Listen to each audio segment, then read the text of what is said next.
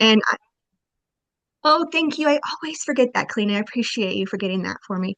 Um, and so in terms of using AI to narrow topics, I've been using it in my asynchronous library B1 class for a few semesters now. And then I've also been able to use it in a face-to-face orientation where a class came into the library. And so a lot of what I'll be talking about today really stems more from my experiences teaching it in an asynchronous environment and using it as part of like a scaffolded assignment. But I also will be drawing on the experience of the orientation as well. And so we'll try to cover both, modalities when we speak as we go. So I like to use Google Gemini. That's kind of where I tend to steer students to is in my library B1 course. But I know other people use ChatGPT. There's others out there. Today, if possible, if you feel comfortable, I recommend kind of pulling up one of those, whichever one that you use. And then I'm going to give a couple of different chances during the next hour where you can start thinking about prompting and kind of getting ready in terms of like how you kind of integrate this in terms of your other, topic narrowing assignments and things like that that you might already have. So while I'm kind of getting my slides up, feel free to open up another tab and kind of pull open your choice of AI, and we'll get started.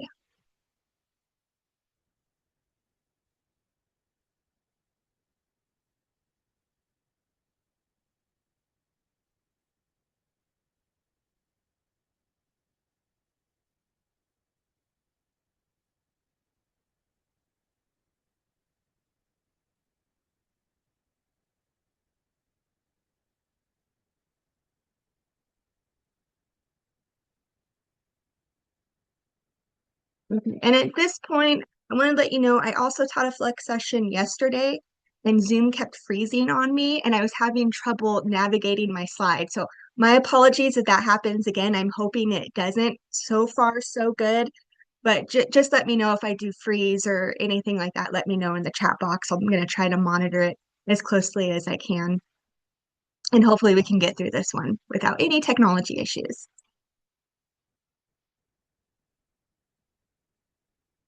Oh, I see Gloria. Gloria's message in the chat box. Any suggestions for AI choice? It's up to you and what you feel comfortable with. I personally like Google Gemini because I like that it's integrated into my, like Google products that I already use, and that works best for me. But it's going to depend on your preference and what you feel comfortable with using. Either one will work. And I've had students use either one as well. Like I'll give students the choice at times. So it's just going to depend upon you if you want to look at both and see what you prefer. If there's another one that you've heard of that you want to use. Okay, so here's what we're going to be covering today. So we're talking about integrating AI into topic narrowing. Last semester, in our Flex Week, I taught one just on kind of strategies of teaching students topic narrowing, and a lot of faculty were interested in the portion I had on using AI specifically. So that's kind of where this workshop came from. And so what we're going to be doing here is we're kind of going to go into some of just the common pitfalls of narrowing in general and where students can get stuck when it comes to their topics, and then start talking about how AI can come in and help alleviate some of these issues. So then we'll kind of go into some strategies. Hopefully we'll get to some practicing where you can kind of start thinking about some prompting and assignments that you can kind of use. And then we'll end with, like I tend to always do, is how the library can help you integrate this and how you can use our orientations and our workshops to kind of help guide you along and maybe use that in your classes as well as your own assignments. Okay, so what I would like to get started, we've all mostly introduced ourselves. I know maybe one or two of you kind of just came in, but in the chat box, or if you feel comfortable on the mic, that works as well. I'm curious to see if anybody has so far even tried using AI for topic narrowing for their students. So be curious to see kind of where everybody's at. It's totally okay if you have not, and it's just something that you're interested in doing in the future, or maybe you've used it a little bit. I'd like to hear it. I'm curious to see where everyone is at. So I've had students in the writing center whose professors, that's like the only place that they're allowed to use any type of AI is in the brainstorming portion. So I've messed around with it a few times, especially last semester. And do you find that students get overwhelmed or the topics are too big? Like, are there some issues that you kind of noticed as you've guided students through the process of it? I think for them, it sometimes will give maybe too many options based on the like subject that they have. Um, and I think sometimes that can kind of muddy the waters a little bit for them in terms of like narrowing down the research question, like feeling like they have to use everything that the AI is suggesting. So it seems like it can be a Yeah. little overwhelming. Yeah, I've learned trial and error from that too. So we're going to be talking about that. I was curious to see if anybody else has kind of had some of the issues that I've kind of been working with the past few semesters, and that's definitely one. And Sandra, I see you've done it to develop thesis statement ideas. Yeah, same. Me too. Research question ideas. If I'm, building a lesson for, a class coming in, I want to get ideas. It's really helpful as the brainstorming piece of it. And from what Kaylee was just talking about, it sounds like a lot of professors, if they do feel, want to use AI, have their students use AI, it's usually in the brainstorming phase. So you might not have done that before. Maybe you're thinking about it, or maybe you have. These are just some of the experiences that I have and some of the things that I've alleviated, tried to alleviate some of these issues, and here's how. So in terms of what we see in the library and where this kind of, all stems from my perspective, is the biggest problem is when students come to us, it's their topic and it's really broad. And so I'm sure this is kind of the problem across the board in terms of research assignments with your students or in the writing center when you're helping students. If they're really stuck, a lot of times it all comes back to the topic and their topic is too broad. And that is going to cause kind of a domino effect where they'll start having troubles with the databases because they don't know what search terms to put in, or confusion about what types of sources they need. If they have a really broad topic and they immediately jump to peer-reviewed articles, they're going to be very overwhelmed and confused. And so in terms of my experiences, just in terms of teaching orientations and in my asynchronous library B1 course, I've really focused more in terms of topic narrowing at the beginning stages because of how many issues that I've noticed that, that's where it stems from. And so that's kind of the perspective that I got of why I started using AI for brainstorming when, ChatGPT came about. And so I think it's a really helpful way to give students a quick and easy visual on what we mean when we say, like, you have a broad, huge topic. Here's all of the different options. And AI can kind of provide that list. And it really helps visualize students like, oh, that's what you mean. Okay, yeah, I get it now. There are a lot of things that we can cover in this.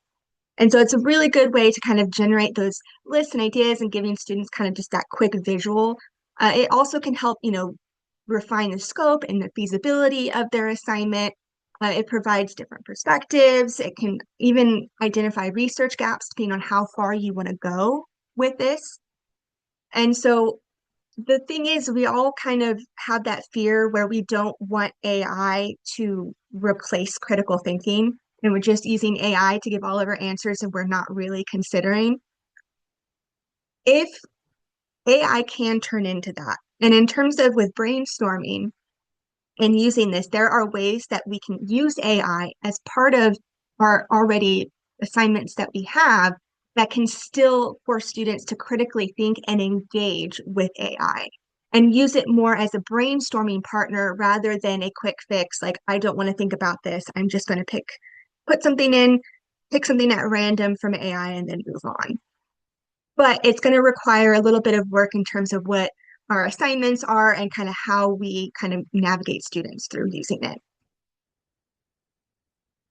So in particular, I mentioned my asynchronous library B1 course. It's an 8-week course, and our students, a lot of times we recommend that they take it along with the English C1000 or a history course, but a lot of times they don't. And part of what we do is we have students pick a topic. If they're taking English, if they're taking history, they can use a topic they're already researching. And through the 8 weeks, as they do research, they're doing, finding sources on that topic. So topic selection is very, very important to the Library B1 course. And so when I started switching to asynchronous around COVID, I noticed that it was a struggle. And the assignment that I had that I taught face to face, it wasn't transferring as well in an asynchronous environment, and students were feeling really overwhelmed.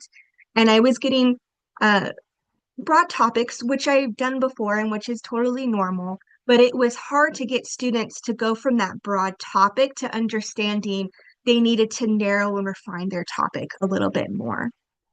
And so I had been working on it for a couple semesters. And then when ChatGPT and AI started and I started playing with it, I realized that I can kind of break that packet that just wasn't working and make it into three smaller assignments. And one of the smaller assignment was using AI to kind of get and generate a list of narrow topic ideas. And so the AI was part of one of three assignments that they slowly built off each other.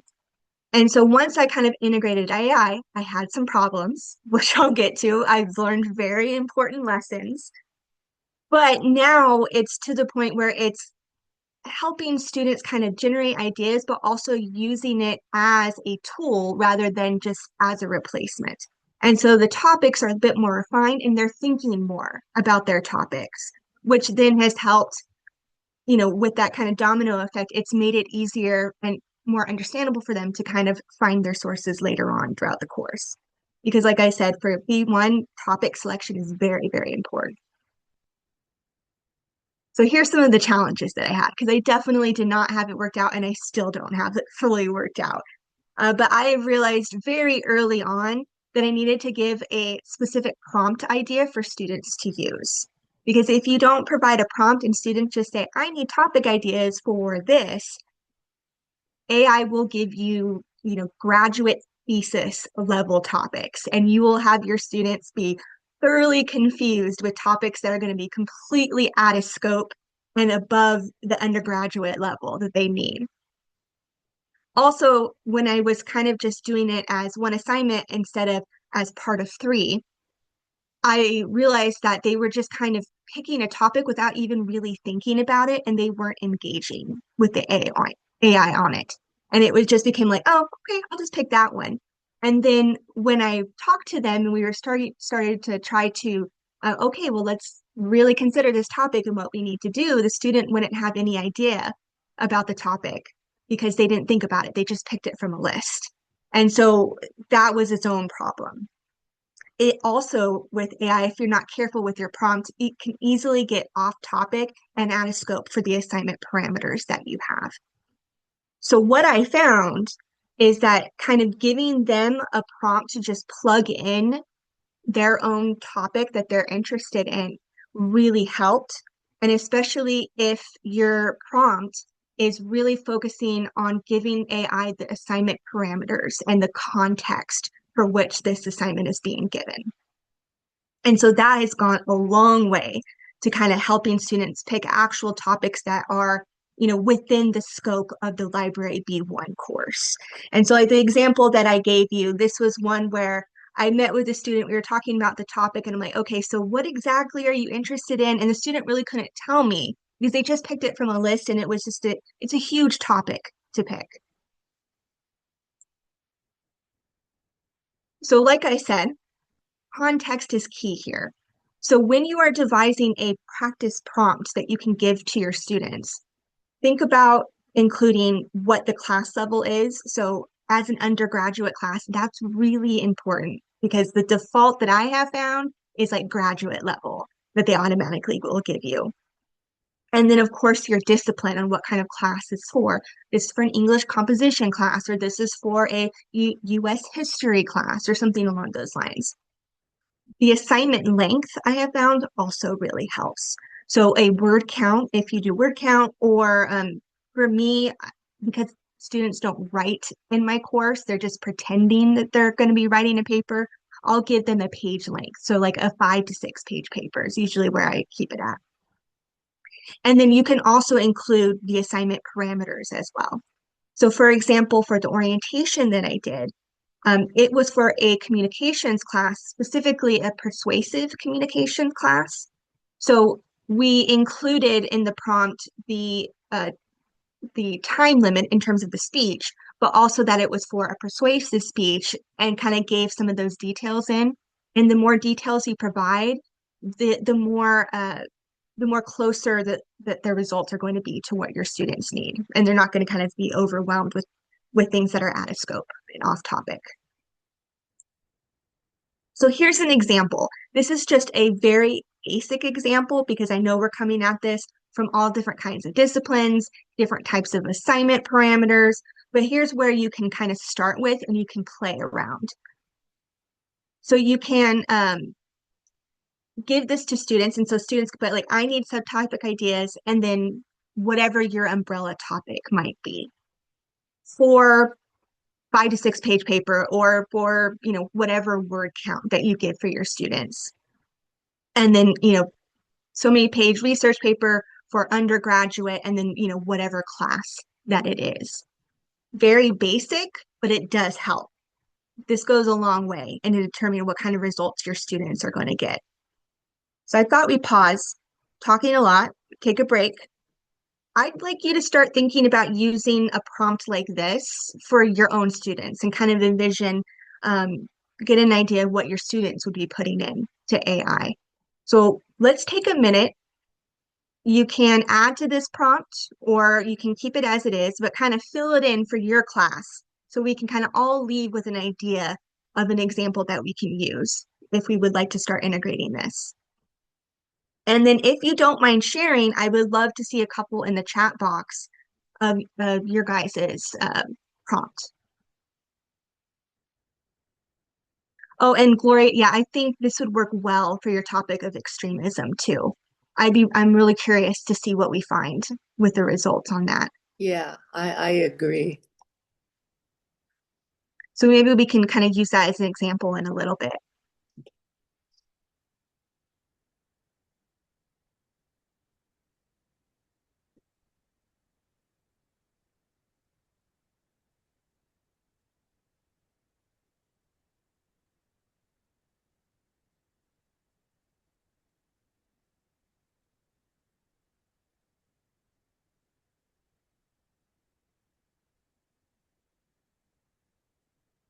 So for example, Gloria, I can't remember how long your page limit was, but we could be like, I need subtopic ideas about extremism for, do you use a page count or a word count?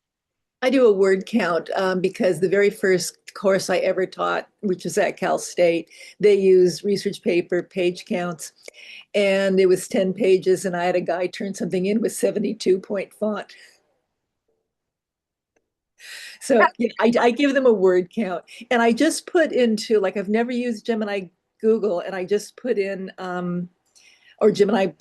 Anyway, I put in extremism, and it came up with 3 subcategories: define extremism from academic, legal, and governmental perspectives, distinguishing it from radicalism, activism, and terrorism. The second one was categorize the primary types of extremism prevalent in 2026, including political, far right, far left, religious, and single issue movements. And finally, analyze the psychological, sociological, and economic root causes that drive individuals toward radicalization and extremist ideologies. And there's even a more button. I think these are good ideas. Yeah, these are good ideas. I will say, like, as listening to you, it does happen a lot, even when you put in kind of your parameters. AI likes to use really fancy language Yeah, too, that can sometimes trip up students and like, wait, what? right. Yeah. And So, uh, in my class pack, under both the essays, which are 1,000 words long, and the research paper, which is a minimum of 2,000 words long, I give them subtopic suggestions, saying, these are examples of subtopics, and run anything by me. So, but this will be an interesting tool. It will be, yeah. And like if that's something that you're noticing as you're doing it right now, and if you're feeling like, okay, well, these are the topics, but maybe they seem a little advanced, or I can see my student struggling with this. I have found that you can have your students ask AI, say, can can we put this in a simpler way? And it does help a lot. And then they'll just reword it using less big words, and it'll make a little bit more sense for students. So if Yeah. that's something that you're running into, that does help. And so I'm going to show a couple of examples where I did that. Okay. Okay, Sandra, in the text box, you like to fill in the blank because my B1 students will all have different umbrella topics, page links, and classes for their research questions.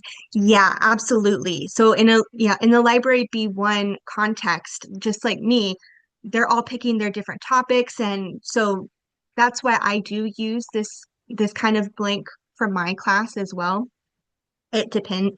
Because it really wildly varies. Of course, in different classes, you would have the same umbrella topic, so you wouldn't kind of leave it blank. And then Kaylee, from the Writing Center perspective, I would imagine it's the same thing for you as for the librarians, is that you have other students coming in who have all different kinds of topics that's going on. Okay, let's see. So Sandra put in an example she has for an orientation that she does for monks. I need subtopic ideas for happiness for 5-page research paper for undergraduate English writing class, but it only generated 4 ideas, so I don't think it would work in her orientation as well. So let's kind of get into that. Actually, that's a good lead in terms of how many uh, examples that you want to give, because we can also get very specific with that as well. And so we're going to get to that. I'm going to show an example of a worksheet in a little bit where we kind of really get more specific with what we're asking the AI to do. But first, let's start here. So just an idea for a basic narrowing assignment. So generally what the assignment can do is it can kind of get students to go from step 1 all the way to step 4. So at first, kind of giving that, umbrella topic or kind of that broad area of interest that the student has. And then from step 2, the student is kind of taking asking, excuse me, for different subtopic ideas. And then from there, taking one of those ideas that's given to them and coming up with a research question on that specific subtopic. Now, step 4, this is new to me. I have not had a chance to implement this yet, but this is something that I want to do. Whereas using AI to also kind of help give you a blueprint in terms of what kind of evidence that you need to be providing in order to answer your research question. And because that's a problem I'll get into in a little bit about that I've noticed that has also come up. So let's look at an example here. So I'll show you a worksheet in a little bit where it kind of has these steps. And the idea here is that by providing a more structured assignment, instead of just saying, oh, use AI to find subtopics, if we provide a more structured environment, we can kind of force students to interact with AI rather than just making a list and then picking one and not thinking about it. And so the idea here is that they kind of have to keep that conversation going. So what are 3 to 4 subtopic ideas? You can have your students on their worksheet write down the 3 that are given to them. And then from there, they pick the subtopic that sounds most interesting. And they start thinking about types of limiters that you can have your students look at, different population groups, different types of effects or behaviors that come up from it. We can also look, depending on the course, you may want to consider time period or geographic location if it's like a California history class or something like that. So there are different types of limiters that students can use. From there, then they can pick the one narrowed subtopic and start coming up with research question ideas. And then start going into, okay, I have this research question. How do I go about trying to answer this research question? How can we break this up into manageable chunks? What I recommend is I recommend 2 things for this type of assignment. Either having students create some kind of brainstorming or concept map from these steps that they're taking, or doing it in kind of a worksheet, in a worksheet. And so I'll show you both. So with the concept map, let me show you here. I'm going to give you a couple of links to different types of like digital concept map tools that students can use, but of course, having them draw a concept map works just as well. But as students are going through the steps that I provide, they're creating their concept map as they go along. Now, this one is a really simplistic tool that students tend to like, and it works really well, especially if you're in a face-to-face environment and you kind of want to do this as a quick assignment because it's really easy to use. And so as they're kind of going through and having their conversation with AI and they're brainstorming, they can start by filling out this map as they go along. So let me open it up here and I can provide the link for you all in case you're interested. Okay, I'm putting that in the chat box here. And so students can just take it step by step. So they start with the umbrella topic, and then it has them do subtopics and then subtopics. And then when they're finished, it kind of takes them to this page and they could even write down their research question that they have here. So a lot of times in my asynchronous class, I use this as well. Students have the option. And then as part of the assignment, they give me their screenshot of this. So it can be done in different ways. It is a more simplistic example.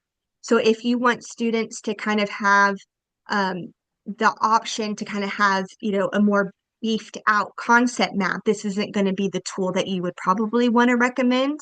Instead, I would recommend doing uh, this one called Mind Map. So let me give you that and show you that one as well. Okay.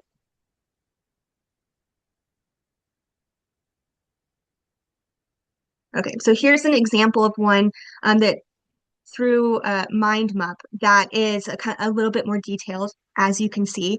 And this is another example of them filling out the map as they are using AI. And so I'm going to put in the link in the chat box again too. So if you want to play around with this one.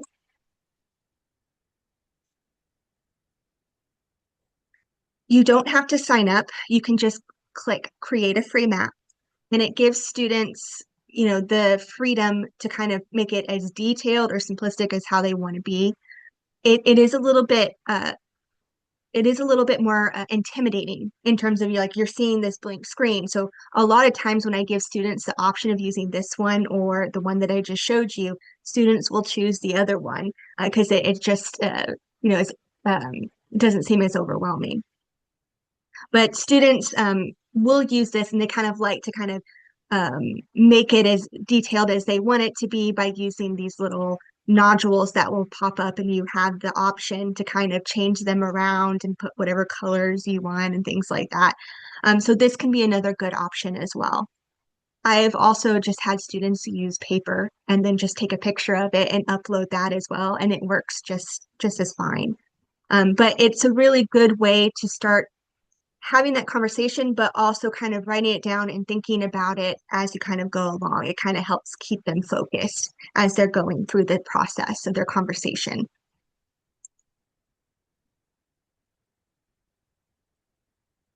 The other thing that we can do is we can start thinking about it in terms of more of a worksheet rather than a concept map. And you can start thinking about having your students think about limiters. I often will use the who, what, where, when, why, and how. So let me show you that worksheet and I'll mention what Sandra had talked about of how many options it's giving you. On your worksheet, you can have students get very specific about how many subtopic ideas you want them to have. So for this quick example, I haven't used this. I just did this just so we can kind of look at one together. I'm asking students to, in their prompt, to ask for 5 subtopic ideas. And then the worksheet, they need to write down the three that sounds more interesting to them. And then from there, we start getting into the different kinds of limiters that we can use. So generally, um, I like to always kind of start with the who. So different population groups, like what population groups might be affected by social media. And so it can kind of look at, well, adolescent girls or, other, elderly in social media, like depending on where we want to go.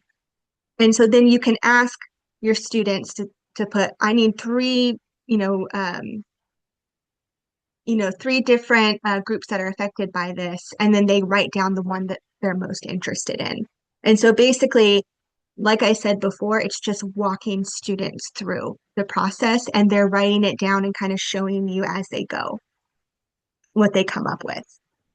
And so you can kind of adjust this as you see fit. You can kind of give them prompt ideas throughout the whole thing, or it can be as detailed as you want it to be. I'm gonna put the link to the view only for this document in the um, chat box too, in case anybody is interested in looking at it. Like I said, though, I haven't used it yet. It's just an example that I came up with for this workshop. There we go.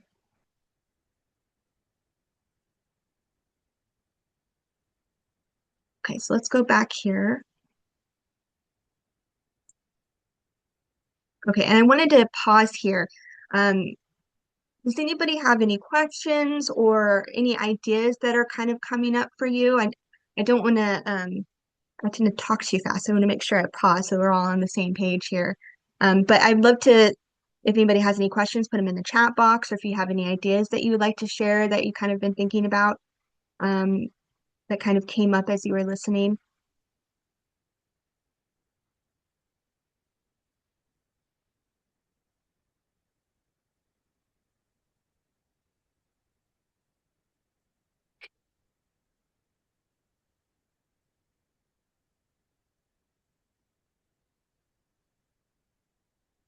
Okay, I don't see any in the chat box, but I'm going to keep an eye. Um, so feel free to put it in the chat box if you have any questions or if you wanted to add anything. So I want to talk about one other strategy that you can use, and then we'll go from there. So the last strategy that I think would be helpful, and this isn't one that I have necessarily used, but it's something that I plan to use in the future, is instead of having students do use AI early on in the kind of brainstorming, narrowing phase, kind of introduce AI later.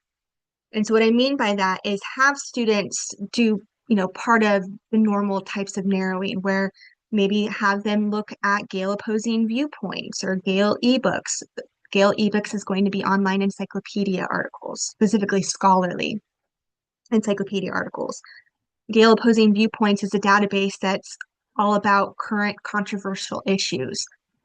These are two different databases that we recommend all the time in orientations at the reference desk for students to get narrow topic ideas. So you can have students kind of use those brainstorming tools and come up with questions through that. Once they kind of have come up with some research question ideas, and you can do this by assigning a quick write or assigning a brainstorming map or something like that. You can then use AI to kind of um, give ideas for how to make that research question better. So instead of students going and saying, here, give me 5 research question ideas for this topic, you're putting in, here's my research question, how can I make this better type of thing. And so, and I know that different faculty will use that. Sometimes they'll use AI for students to kind of, in terms of like the draft phase and trying to kind of improve their writing and using it as kind of a writing tool type thing. So that's where this idea is coming from. So let me show you a transcript here that I did as an example. Okay. So by the way, if you don't know, Google Gemini makes it very easy for you to share the transcript. of what your students or what you've put in. And so it provides you the link. There's a public link right here that you can click on. And then you can have your students kind of share that link, or of course you can just have them save it as a PDF or something like that. But I use the share link here. And so here is an example that I did on my own. So, what are 3 ways I can improve this research question? This is for an undergraduate 5-page paper for an English composition course. And then I give the question, how does social media affect a teenager's mental health? And then from there, it's kind of giving ideas like, okay, well, maybe you can think about the outcome, the mental health outcome. So, for example, they're talking about eating disorders and body image. And then it gives you another idea of the so what angle. So, like, why is this important? What comes out of this? And then from there, you know, as part of that conversation, if you need more, if the students aren't getting what they want, you can always further that prompt of like, okay, so what are more mental health outcomes? Because I'm really interested in the different types of outcomes that can come up from a mental health point of view. And then it gave me more, anxiety and social comparison, sleep quality, loneliness and relationships. And so there's all different kinds of angles that it's giving you, and it will tend to kind of like, here's the focus and kind of here's why it works kind of situation. And so this can also be a really valid way to kind of get your students to start kind of thinking, um, okay, so how can I kind of tighten up this research question? Because that's the hard part. A student can come up with a question, but it's getting them into like a it's getting them to the point where they have a really narrowed and focused research question. That's the hard part of it. Okay.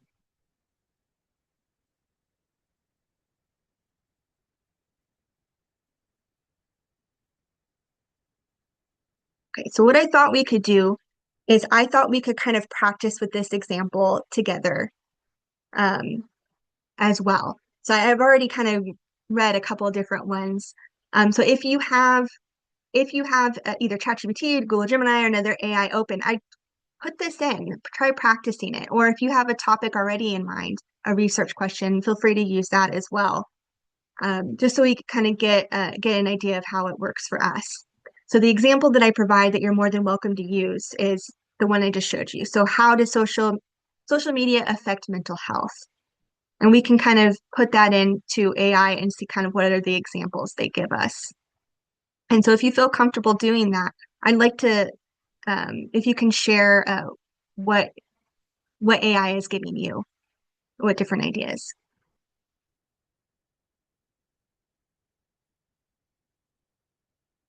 And I just realized I missed Sandra's message in the chat box. My apologies, I missed this one. So Sandra says, I have a similar worksheet, but students always seem to struggle with it, especially with narrowing by group or location. I have them brainstorm on their own, but adding AI might bring better results. Yeah, Sandra, I've had similar experiences, especially with the limiters and like the idea of the 5 W's and H. They'll understand a couple, but then they start kind of getting confused about which is which. I think the easiest one that the students have the easiest time with is thinking about like different population groups and things like that. Kind of tends to make a little bit more sense, and you can kind of provide more of a guided approach with AI. So you may find that it helps a little bit more in students being able to do that worksheet. And so providing more of like a structured worksheet where you're kind of giving them prompt ideas that they can kind of fill in the blanks for might be really helpful for students to do that. I also really like the idea of using the concept map, and that's kind of what's been working for me in terms of my Library B1 course. I don't know if you have them do that as well, but students have been doing a really good job um, the last 2 times that I've used that for my B1. Okay, so has anybody tried putting this example or another example in, if you mind sharing?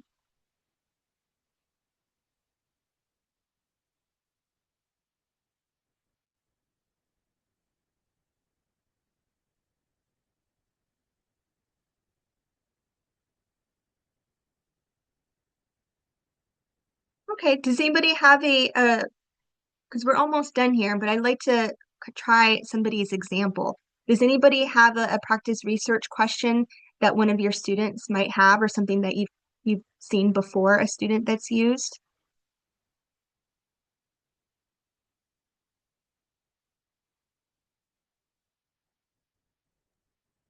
I'm going to pull mine up. Give me a sec. Awesome. I'm going to get Google Gemini ready so that we can kind of plug it in and we can see as a class how it works.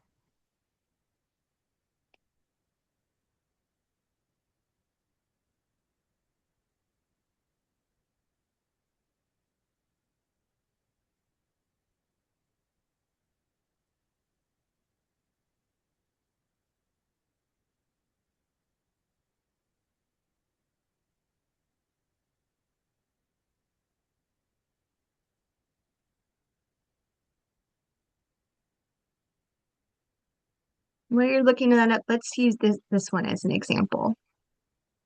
I'm sorry, I didn't mean to put you That's okay. on pressure, Gloria. Sorry. I realized That's like okay. that's a mean thing to do. I'm sorry, Gloria. Like, That's okay. okay, let's do this. Okay. So we have the research question, and so we can put in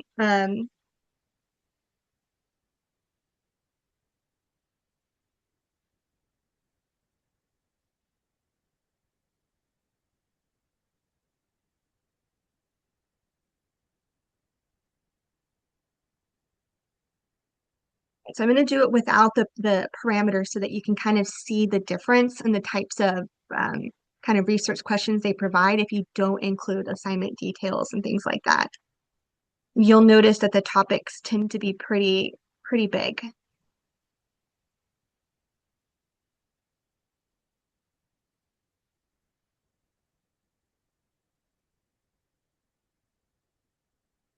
Oh, this is interesting. So this one is actually because I said, how do I improve this research question? It's giving the filters that we were just talking about, the who, what, which outcome, where, when, why. And then it starts getting into some more narrowed examples here. So a specific platform effect, that would be very difficult to do with our databases. Something like TikTok is probably not going to yield a lot of results. So that's also something to consider when students are picking these questions, that sometimes AI will give them something very specific like that, and they're probably going to have to go a little bit broader, especially with TikTok being on the newer side of things. Less is going to be studied about it, so they might not get as many results. So that's another factor to consider. And then it kind of goes into behavioral, so it's kind of looking at specific angles of where you can kind of narrow. And so they might get and notice that it only gave three, but we can get more specific. So I know Sandra, you mentioned that you wanted more examples. So we could say like I need three more, or you can kind of give students a specific number that they can ask for to begin with. And let's see. So Gloria put in some examples here.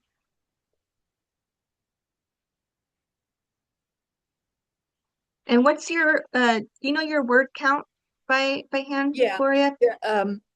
I have my students, besides my class pack, which has all the MLA stuff and everything, I assign the first book they read is J.M. Berger's Extremism, which is a general overview of what extremism is, how its history, how it works. And the second is Eli Saslow's Rising Out of Hatred, which is the story of the son of the founder of Stormfront, the nation's biggest, racist website, how Derek Black basically how he changes perspectives and why. So they have two essays they have to draw on each book they've just read, and for each essay also have at least two scholarly journal articles. So, and the essays need to be at least 1,000 words, and they are allowed to use supplementary sources. For the research paper, it's 2,000 words. They need at least six scholarly journal articles. Okay, we're just going to use the just for the sake of time because I want to Sure, make sure we get. I'm just going to use the word count as one of the sure. parameters here. Or English composition. Oops.